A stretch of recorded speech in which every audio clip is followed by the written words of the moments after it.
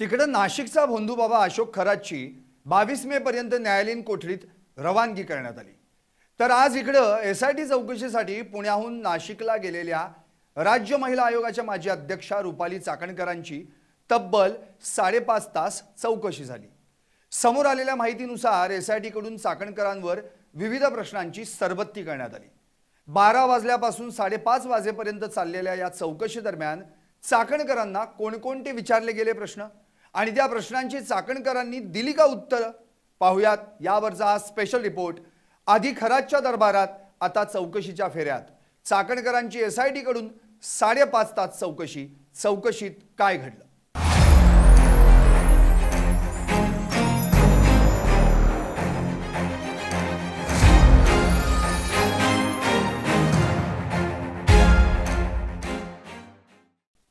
नमस्कार, मी संदीप आणि तुम्ही पाहताय एलिस मराठी।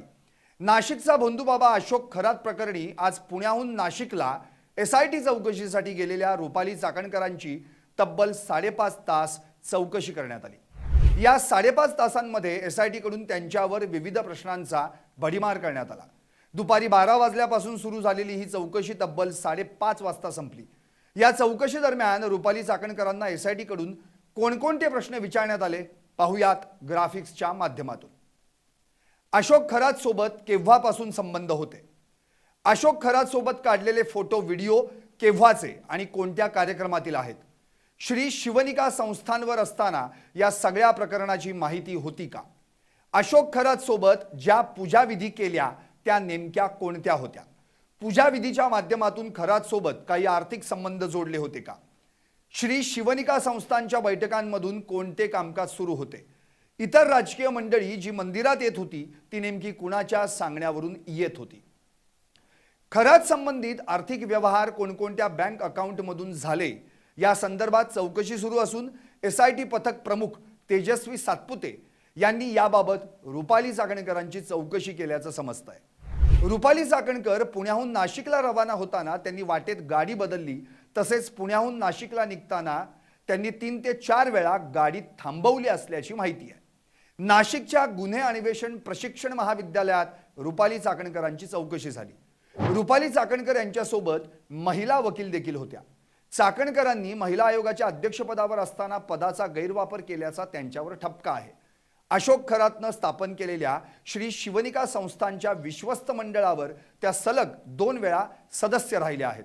अशोक खरातचं कौतुक करतानाचे, त्याचे पाय धुतानाचे, त्याच्या डोक्यावर छत्री धरतानाचे आदी विविध फोटो आणि व्हिडिओ समोर आल्यानंतर आणि खरातशी त्यांची जवळीक असल्याचं पुढे आल्यानंतर चाकणकरांना महिला आयोगाच्या अध्यक्षपदाचा आणि राष्ट्रवादी काँग्रेसच्या महिला प्रदेशाध्यक्षपदाचा राजीनामा द्यावा लागला। काही दिवसांपूर्वीच रुपाली चाकणकरांच्या बहीण प्रतिभा चाकणकरांची देखील एसआयटी कडून चौकशी झाली होती। दरम्यान चौकशीला सामोरे जाण्यापूर्वी रुपाली चाकणकरांनी माध्यमांना प्रतिक्रिया दिली। आज जो एसआयटीचा तपास सुरू आहे त्यांना काही प्रश्नांची उत्तरं हवी आहेत, ती देण्यासाठी मी आली आहे। तपासात माझे पूर्णपणे सहकार्य राहील। तपास यंत्रणेला जी काही मदत लागेल ती निश्चितपणे केली जाईल। तपास पूर्ण झाल्यावर तुमच्या सगळ्या प्रश्नांची उत्तरं मिळतील। कोण काय बोलतंय याची मला कल्पना नाही, अशी प्रतिक्रिया चाकणकरांनी एसआयटी चौकशीला सामोरं जाण्यापूर्वी दिली।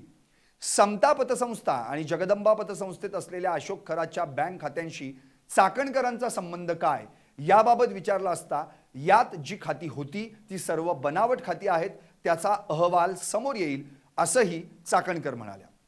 रुपाली चाकणकर यांच्या एसआयटी चौकशीच्या पार्श्वभूमीवर सामाजिक कार्यकर्त्या अंजली दमानिया यांनी एसआयटी कडे मोठी मागणी केली होती। गेली 2 महिने मी खरात प्रकरण बघते, यातले अनेक खुलासे लोकांसमोर येतच नाहीत। जी माहिती मला मिळाली ती मी एसआयटीच्या सातपुते मॅडमना दिली। एसपींकडे जगदंबा पतसंस्थेची चौकशी सुरू आहे। यात डीजींना मी पत्र लिहून विचारणा केली होती की इतर राजकीय नेत्यांची कधी चौकशी करणार। सुनील तटकरे, रुपाली चाकणकर आणि इतरांची चौकशी झाली पाहिजे। आज रुपाली चाकणकर चौकशीला गेल्या, त्या जाताना गाड्या बदलत गेल्या, वकिलांना घेऊन गेल्या। एसआयटीने त्या वकिलांना बाहेर ठेवून चौकशी केली पाहिजे अशी मागणी अंजली दमानिया यांनी केली होती। एकूणच काय तर खरातला गुरुस्थानी मानणाऱ्या प्रतिभा चाकणकर आणि रुपाली चाकणकर या दोन्ही बहिणी एकेकाळी नाशिकला ज्या खरातच्या दरबारात हजेरी लावायच्या, आज त्याच चाकणकर बहिणींना चौकशीला हजर राहण्यासाठी नाशिकला फेऱ्या माराव्या लागतात। आधी खरातच्या दरबारात, आता चौकशीच्या फेऱ्यात. बाकी काय? तुम्हाला काय वाटतं? व्हा व्यक्त आणि पाहत रहा LS मराठी फक्त.